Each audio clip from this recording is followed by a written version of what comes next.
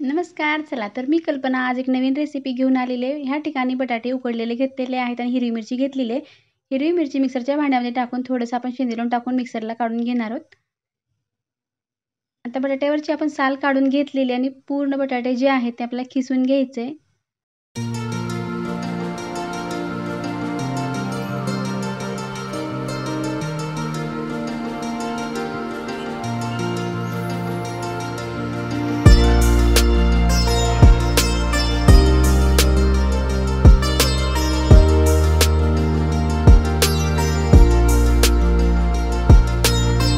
खिसून झालेला आहे. हिरवी मिरची मिक्सरला काढून घेतलेली आहे. रात्रभरासाठी भिजवलेला साबुदाणा घेतलेला आहे. ह्या पदार्थासाठी साबुदाणा भिजवताना अगदी कमी भिजवायचा, जास्त आपल्याला चिकट भिजवायचा नाही. मॅश केलेला आपण बटाटा घेतलेला आहे. मिरची घेतलेली मिक्सरला काढलेली. मला जितकी लागेल तितकीच मी ह्या ठिकाणी घेतलेली आहे. आता जिरे टाकून दिलेले आहेत. आता व्यवस्थित आपण हाताने याला मिक्स करून घेणार आहोत. अगदी छान आपल्याला प्रेस करून मिक्स करून घ्यायचं आहे. अद्दर मळायचं नाही, कारण आपण वडे बनवणार आहोत, त्यामुळे आपल्याला छान मिक्स करून घ्यायचं आहे, जे की वितळणार नाहीत किंवा फुटणार नाहीत वडे. ही ट्रिक खूप महत्त्वाची आहे. ह्या ठिकाणी आपल्याला प्रेस करूनच मळायचं आहे.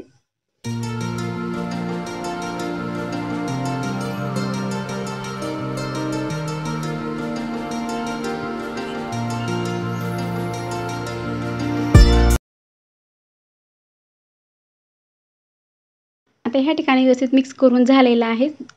इतकंच आपण आता छोटे छोटे ह्याचे गोळे घेऊन आपल्याला जितकं पाहिजे तितक्या साईजमध्ये आपण असे ह्याचे कुरकुरे टाईप आपल्याला आकार द्यायचा आहे. हवा त्या आकारामध्ये आपण हे वडे करू शकतो. पण आज आपल्याला 2 प्रकारचे वडे बनवायचे आहेत. अगदी कुरकुरे टाईप आपण ह्या ठिकाणी असे कुरकुरे करून घेणार आहोत.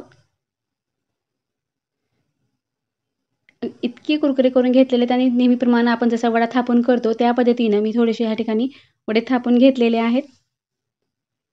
आता सर्व वडे आपल्याला असंच बनवून घ्यायचे. अगदी वड्यापेक्षा सुद्धा कुरकुरे टाईप जर केलं तर खूप छान क्रिस्पी होतात आणि नेहमीपेक्षा वेगळे आणि चटणीसोबत खाण्यासाठी खूप भन्नाट लागतात. तुम्ही नक्की तसे ट्राय करून पहा. या ठिकाणी थापून पण झालेलं आहे आणि आपण कुरकुरे टाईप पण करून घेतलेले आहेत. गॅसवरती कढई ठेवलेली आहे. तेल गरम झालेलं आहे. कडकडीत तेलामध्ये आता आपण जे वडे आणि कुरकुरे करून घेतलेले आहेत ते टाकून द्यायचे. सुरुवातीला मी वडे तळून घेणार आहे. तर गॅस आपल्याला मीडियम करून तळून घ्यायचं. सुरुवातीला फुल गॅस होता, पण आता थोडासा आपण मीडियम केलेला आहे, जे की आतपर्यंत कुरकुरीतपणा येईल आणि छान तळले जातील. अगदी गोल्डन ब्राऊन कलरमध्ये आपण तळून घेतलेला आहे. आता सर्व वडे आपण तसेच तळून घेणार आहोत. अगदी ह्या पद्धतीने केलं तर वडे आपले हे तेलामध्ये बिलकुल फुटत नाहीत किंवा वितळत नाहीत. अगदी परफेक्ट वडे बनून तयार होतात. तुम्ही नक्की ट्राय करून पहा. अगदी आतपर्यंत क्रंची आणि क्रिस्पी बनून तयार झालेले आहेत. पाहताच तुम्हाला लक्षात येत असेल की किती कुरकुरीत हे वडे बनून तयार झालेले आहेत. आता ह्या ठिकाणी आपण जे कुरकुरे करून घेतले ते तळून घ्यायचे. अगदी कमी तेलात सुद्धा आपण हे कुरकुरे तळून घेऊ शकतो. जास्तीचं तेल सुद्धा लागत.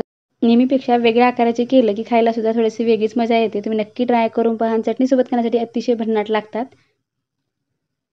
आता पूर्ण आपले वडे आणि कुरकुरे तळून झालेले आहेत. आता आपल्या प्लेटमध्ये काढून घ्यायचे.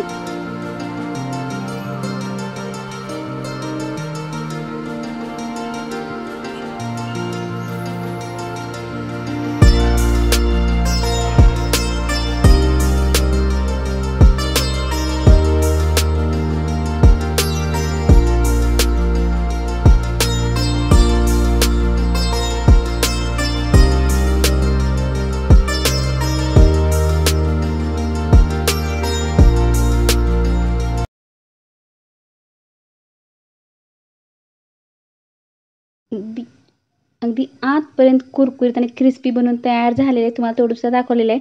सोबत खाण्यासाठी ह्या ठिकाणी खोबरं आणि शेंगदाण्याची चटणी बनवली आहे. तुम्हाला ही चटणी कसं बनवायचं पाहायचं असेल तर नक्की कमेंट करून सांगा. 1 वाटी साबुदाण्याला 1 वाटी बटाटा खिसून घेतलेला परफेक्ट मेजरमेंट आहे. तुम्ही नक्की ट्राय करून पहा. बिलकुल बिघडत नाही. हे वडे अगदी मस्त बनून तयार होतात. तुम्हाला हे वडे कसे वाटले नक्की कमेंट करून सांगा. व्हिडिओ पाहिल्याबद्दल धन्यवाद. पुन्हा भेटूया पुढच्या रेसिपीसोबत.